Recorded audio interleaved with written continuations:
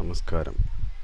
ഇന്ന് ഞാൻ പറയാൻ പോകുന്നത് ക്ഷേത്രത്തിൽ അല്ലെങ്കിൽ ഒരു മോസ്കിൽ അല്ലെങ്കിൽ ഒരു പള്ളിയിൽ നടത്തിയ വിവാഹം, അതിൻ്റെ സർട്ടിഫിക്കറ്റിൻ്റെ വിവാഹ സർട്ടിഫിക്കറ്റിൻ്റെ ലീഗൽ വാലിഡിറ്റിയെ പറ്റിയാണ് ഞാൻ പറയാൻ പോകുന്നത്. ഈ മോസ്കിലോ ക്ഷേത്രത്തിലോ പള്ളിയിലോ നടത്തുന്ന വിവാഹത്തിന് പൂർണ്ണമായ നിയമപ്രാബല്യം ഉണ്ടാകണമെങ്കിൽ അത് രജിസ്റ്റർ ചെയ്യപ്പെടണം.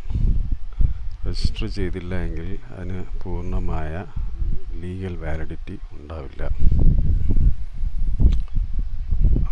ഹിന്ദു മാരേജ് ആക്ട് പ്രകാരം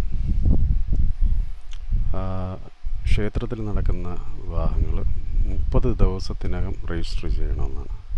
അതിന് കഴിഞ്ഞില്ല എങ്കിൽ അതൊരു പെനാൽറ്റിയോടുകൂടെ രജിസ്റ്റർ ചെയ്യാവുന്നതാണ്. ഈ രജിസ്ട്രേഷൻ ഉണ്ടെങ്കിൽ മാത്രമേ ഡിവോഴ്സോ ഇൻഹെറിറ്റൻസ്, ഡിവോഴ്സിന് പിന്നെ പിന്തുടർച്ചാവകാശ വിസ കാര്യങ്ങൾ, ഇത്തരം ഇതിനൊക്കെ ഈ രജിസ്ട്രേഷൻ നടത്തിയ വിവാഹ സർട്ടിഫിക്കറ്റ് ഉണ്ടെങ്കിൽ മാത്രമേ കഴിയൂ.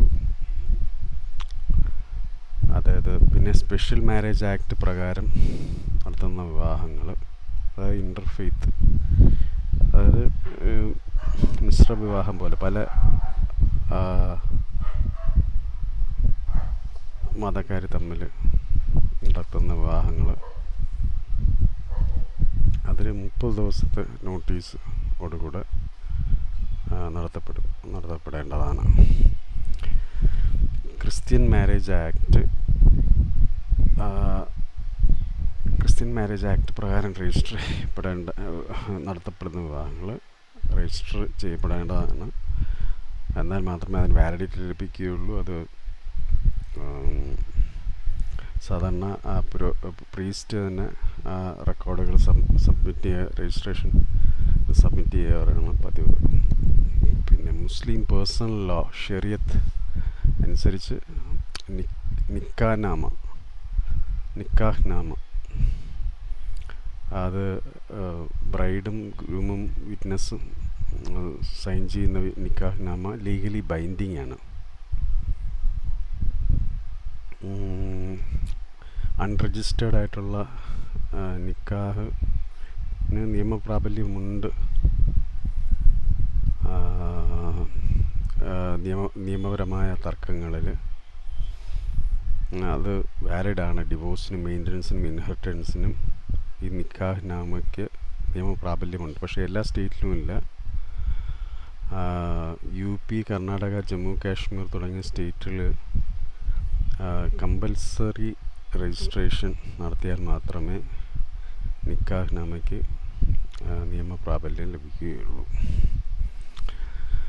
പിന്നെ എന്തുകൊണ്ടാണ് ഈ രജിസ്ട്രേഷൻ നിർബന്ധമാണെന്ന് പറയുന്നത്? കാരണം പാസ്പോർട്ട്, വിസ ആപ്ലിക്കേഷൻ അങ്ങനെ വരുമ്പോൾ പിന്നെ നമ്മുടെ വസ്തുവിൻ്റെ പിന്തുടർച്ചാവകാശം, പിന്നെ ഡിവോഴ്സ്, പിന്നെ മെയിൻ്റനൻസ് തുടങ്ങിയ കോടതി തർക്കങ്ങൾ, പിന്നെ ബാങ്കിങ്ങിൻ്റെ, ഇൻഷുറൻസിൻ്റെ ക്ലെയിമുകൾ, അങ്ങനെ ഇതൊക്കെ വരുമ്പോൾ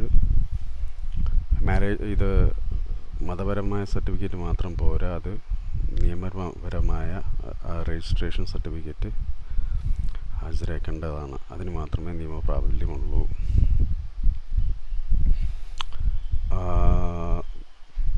അപ്പോൾ ഇങ്ങനെയാണ് ഇത് രജിസ്ട്രേഷൻ ചെയ്യേണ്ടത്. നമ്മൾ റിലീജിയസ് സർട്ടിഫിക്കറ്റും ആപ്ലിക്കേഷനുമായിട്ട് ലോക്കൽ മാരേജ് രജിസ്ട്രാറിന് മുമ്പിൽ സമർപ്പിക്കുക, ഒരു ഫീയും സമർപ്പിക്കുക. അങ്ങനെയാണ് നമ്മൾ ഈ വിവാഹങ്ങൾ രജിസ്റ്റർ ചെയ്യേണ്ടത്. പിന്നെ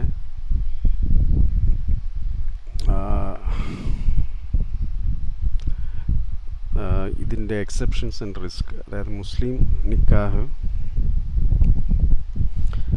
രജിസ്ട്രേഷൻ ഇല്ലാതെ തന്നെ പൊതുവെ ലീഗൽ വാലിഡിറ്റി ഉണ്ടെന്ന് പറയുന്നത്. പക്ഷേ അതിൽ കോടതിയിൽ തെളിയിക്കണമെങ്കിൽ സാക്ഷികളൊക്കെ വേണ്ടി വരും. Hindu Christian marriage, unregistered marriage വാലിഡാണ്. പക്ഷെ കോടതിയിൽ തെളിയിക്കാൻ വളരെ ബുദ്ധിമുട്ടായിരിക്കും. ഇതാണ് ഇതിൻ്റെ നിയമപരമായ വശങ്ങൾ.